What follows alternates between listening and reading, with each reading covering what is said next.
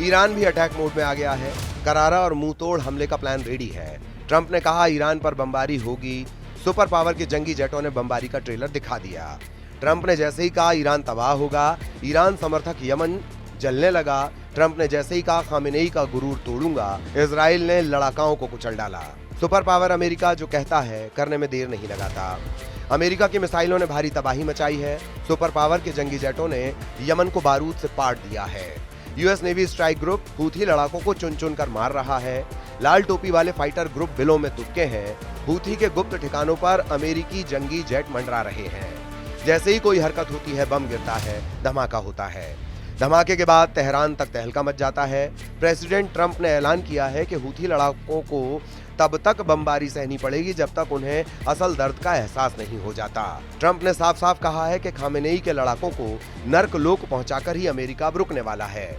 Trump की रणनीति Houthi लड़ाकों को कुचलकर ईरान को सरेंडर मोड में लाने की है, लेकिन ईरान भी बड़े पलटवार के लिए तैयार हो रहा है। खामेनेई ने 3 फ्रंट वॉर का ऑर्डर रिलीज किया है।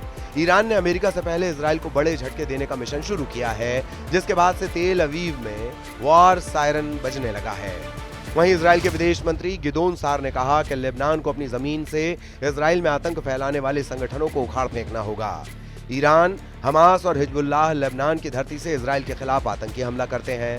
हम लेबनान से उम्मीद करते हैं कि वो अपनी सीमा के भीतर इजराइल के खिलाफ काम करने वाले आतंकी संगठनों को उखाड़ फेंकेगा। जो हमने यहाँ देखा है वो ईरान, हमास और हिजबुल्लाह के बीच लेबनान की धरती पर इजराइलियों के खिलाफ आतंकी हमला करने वालों का एक समन्वय है। यमन से दागी गई मिसाइल के बाद तेल अवीव में अलर्ट सायरन बजा। इजराइल ने दावा किया कि हूथी लड़ाकों की मिसाइल को तेल अवीव में घुसने से पहले मार गिराया गया, लेकिन मिसाइल कबाड़ के कुछ हिस्से तेल अवीव में गिरे हैं। हूथी मिसाइल की तबाही का लाइव प्रसारण भी इजराइल ने किया है।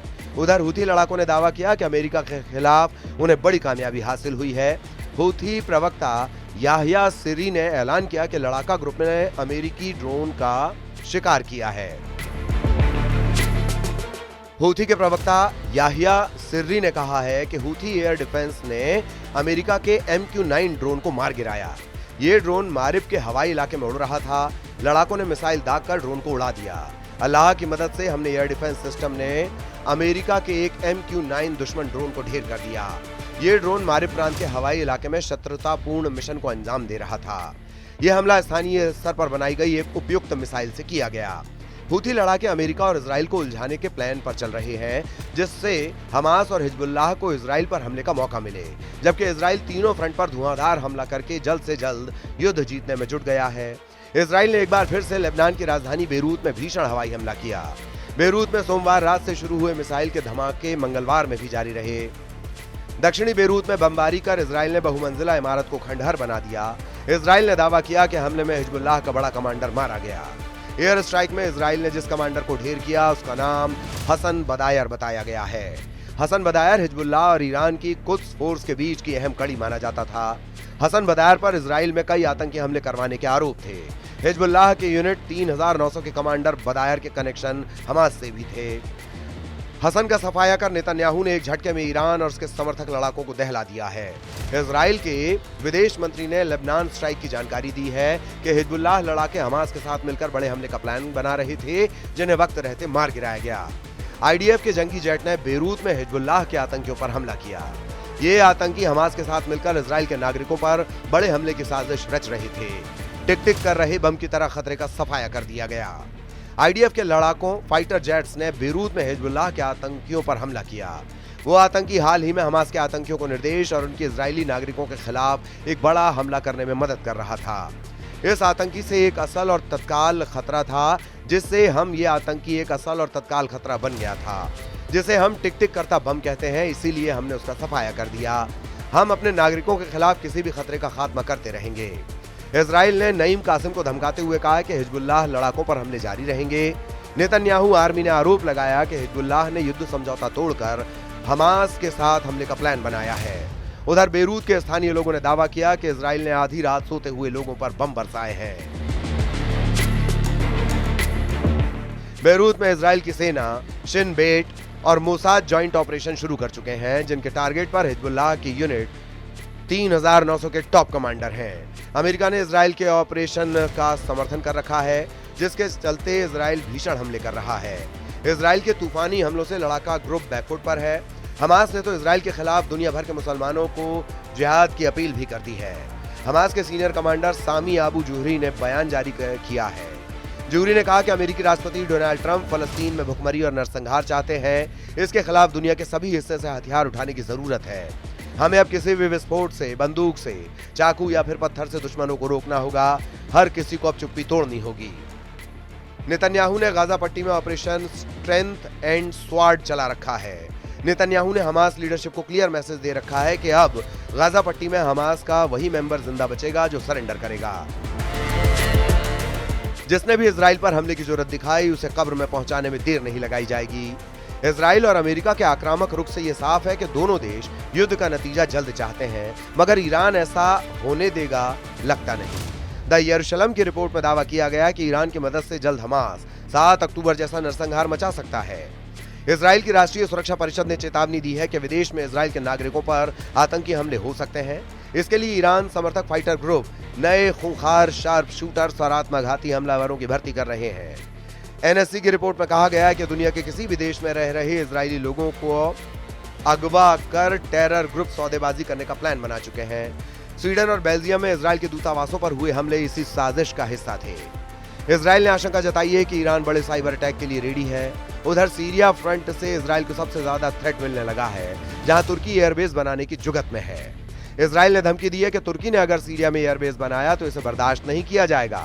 हाल ही में इजराइल ने सीरिया में घुसकर बेहिसाब बारूद बरसाया था, जब ट्रंप हूथी लड़ाकों पर बम बरसा रहे थे, जब नेतन्याहू की आर्मी हिजबुल्लाह फाइटर्स को दौड़ा दौड़ा कर दम उखाड़ रही थी। तभी सीरिया के लताकिया में जो हमला हो रहा था उसकी भनक किसी को नहीं लगी। इजराइल ने आधी रात सीरिया में घुसकर कोहराम मचा दिया। इजराइल ने जंगी जेट से हवाई हमले कर कमांडर जुलानी के गढ़ में भारी तबाही मचाई।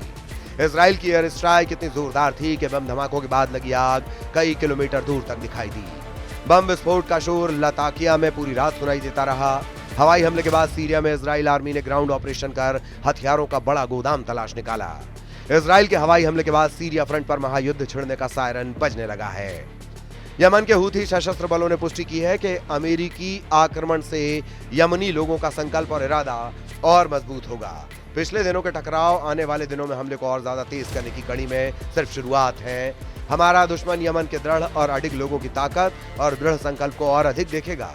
हम लाल सागर और अरब सागर में इजरायली नौबहन को रोकना जारी रखेंगे और जब तक गजा में हमारे करीबियों और उत्पीड़ित भाइयों के खिलाफ हमला बंद नहीं हो जाता, घेराबंदी नहीं हटा ली जाती, तब तक हम उनको अपना समर्थन करने के लिए प्रतिबद्ध हैं। सीरिया में इजराइल की टक्कर तुर्की की सेना से तय मानी जा रही है। तुर्की ने सीरिया में जबरदस्त सैन्य तैनाती शुरू कर दी है। कमांडर जुलानी कई लड़ाका ग्रुप और कुर्द फोर्स के साथ इजराइल से युद्ध के लिए रेडी है।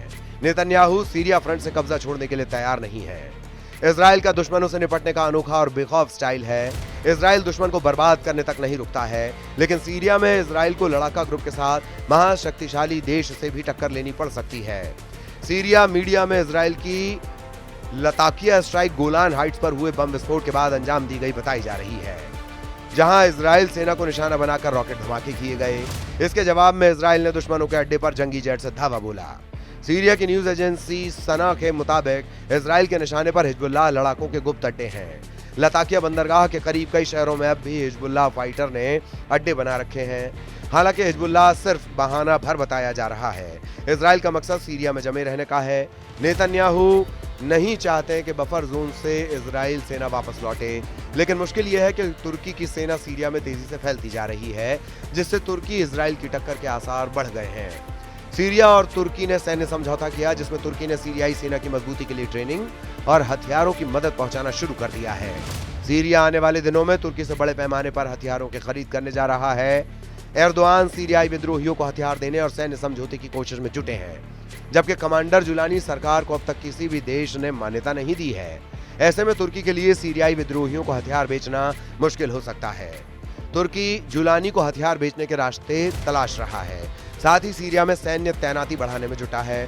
पश्चिम मीडिया रिपोर्ट के मुताबिक तुर्की ने पालमायरा हवाई अड्डे और T4 में सीरियाई हवाई अड्डे के बुनियादी ढांचे का इस्तेमाल कर तुर्की एयरफोर्स के लिए बेस बनाना शुरू कर दिया है। दावा किया जा रहा है कि तुर्की सीरिया में जमीनी और हवाई ताकत का विस्तार कर रहा है। तुर्की ने दमिश्क अंतर्राष्ट्रीय हवाई अड्डे के संचालन में मदद के नाम पर होल्ड बढ़ा दी है। इसके अलावा उत्तरी सीरिया में सीरियन नेशनल आर्मी पर तुर्की ने पकड़ मजबूत बना ली है। कुर्द फोर्स को पहले ही एर्दोआन अपने पाले में ले चुके हैं। तुर्की के राष्ट्रपति की सभी चाल पर इजराइल ने बारीक नजर बना रखी है।